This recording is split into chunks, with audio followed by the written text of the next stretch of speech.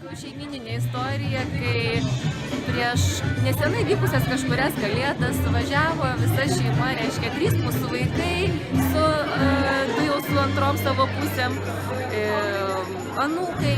Ir mes su vyru sėdėjom prie mažyčio stalo virtuvėje ir žiūrėjom visą šurmulį namie ir sakėm, kokie mes turtingi. Tai va tokia mano ta sėkmės istorija. Man gal viena iš didesnių sėkmių, kad jau ne vienerius metus labai moku greitai susitvarkyti su visom nesėkmėm, rasti išeitį, kaip tas Münchhausenas, už plaukų save išsitempiu.